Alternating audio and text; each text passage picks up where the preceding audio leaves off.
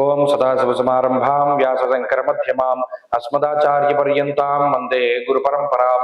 జ్యోతిష్ శాస్త్రాన్ని భావితరాల వారికి ప్రసాదించిన ఋషుల యొక్క పాదపద్మాలకి నమస్కారం చేసుకుంటూ, అలాగే నాకు ఈ జ్యోతిష విద్యను నేర్పిన గురువర్యులు జ్యోతిష బ్రహ్మ కీర్తిశేషులు శ్రీ ఏరంకి సూర్యనారాయణమూర్తి గారు, సూర్యశ్రీ దైవజ్ఞ గారి యొక్క పాదపద్మాలకి నమస్కారం చేసుకుంటూ, ఓం శ్రీ మహాగణాధిపతి నమః, శ్రీ గురుభ్యో నమః, హరి ఓం. వీక్షకులందరికీ నమస్కారం.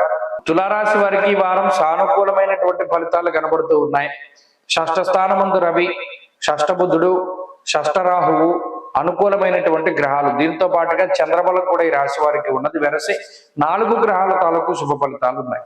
రవి యొక్క బలము అనేటువంటిది చాలా కాలం తర్వాత వచ్చింది.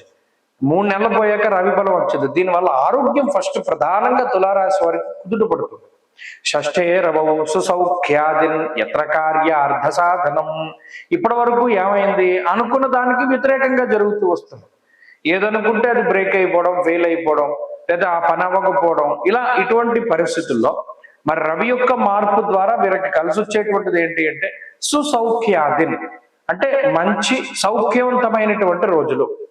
ఆరోగ్యము ఇది ప్రధానంగా సూర్యుడు ఇచ్చేటువంటిది కాబట్టి ఆరోగ్యం మెరుగుపడుతుంది. అనారోగ్య సమస్యలు తగ్గుతాయి, మానసిక సమస్యలు తగ్గుతాయి, అలాగే ఆర్థిక ఇబ్బందులు తగ్గుతాయి. రవి రాహువుల యొక్క కలయిక వల్ల ఎవరైనా దౌర్జన్యంగా మీ యొక్క ప్రాపర్టీని లాగేసుకున్నారు, లేకపోతే మీ మీద ఏదో దౌర్జన్యం చేసి ఏదైనా మీ దగ్గరది వాళ్ళు తీసుకున్నారు, అటువంటి సమస్యల నుండి బయటపడతారు. అంటే మీ వస్తువులో లేకపోతే మీ ప్రాపర్టీనో లేకపోతే ఇంకోటి మీరు సమర్థవంతంగా వారితోటి ఫైట్ చేసి అది వెనక్కి తీసుకురాగలిగేటువంటి శక్తి, యుక్తులను కూడా ఈ 2 గ్రహాలు ఇస్తాయి. కాబట్టి ఇది చాలా గొప్ప టర్నింగ్ పాయింట్ అన్నమాట రవి రాహుల యొక్క కలయిక. అష్టమ గురుడు ఉన్నారు, ఫ్రస్ట్రేషన్ వస్తుంది, చాలా కోపాన్ని దిగమింగుకుని జీవనాన్ని సాగించాలి. అయినప్పటికీ కూడా ఈ రవి రాహుల యొక్క కలయిక ఒక యుక్తిని ఇస్తుంది, ఒక తెలివితేట. అంటే దీన్ని ఎలా ఛేదించాలి, వీరితో ఎలా మాట్లాడితే వీళ్ళు మన దారికి వస్తారు, ఇలాంటి వాటి మీద ఒక అవగాహన కల్పిస్తుంది ఈ గ్రహస్థితి. మరి పంచమంలోంచి మారిపోతారు కదా, అందుకని ఇంత ఫ్రస్ట్రేషన్లు అవి ఉండవు. చాలా తెలివిగా వ్యవహరిస్తారు, చాకచక్యంగా మాట్లాడతారు, తెలివైన నిర్ణయాలు తీసుకుంటారు. దీనివల్ల వృత్తి ఉద్యోగ వ్యాపారాదుల్లో ఎదుగుదల అనేటువంటిది కనబడుతుంది. కాబట్టి ఈ మైండ్ సెట్ యొక్క మార్పు అన్నది కూడా తులారాశి వారికి చాలా అనుకూలంగా ఉంటుంది. సరే, ఇక దానితో పాటుగా చంద్రుడి యొక్క బలం ఈ వారం ఉండడం వల్ల నచ్చినటువంటి ప్రాంతాల సందర్శనం, నచ్చినటువంటి భోజనం తినడం, ఇటువంటి వాటిల్లో కూడా ఎక్కువగా అవకాశాలు ఉన్నాయి.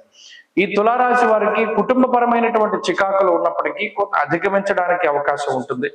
అలాగే ఎక్కువగా ఈ ఉద్యోగ విషయాల్లో ఏదైనా ఒక నిర్ణయం తీసుకోలేకపోతూ ఉన్నా వాటికి సంబంధించి ఈ వారంలో కొంత ఏదైనా గొప్ప నిర్ణయం తీసుకోవడానికి అవకాశం ఉంటుంది. అలాగే విద్యార్థులకి గ్రహగతులు బాగున్నాయి.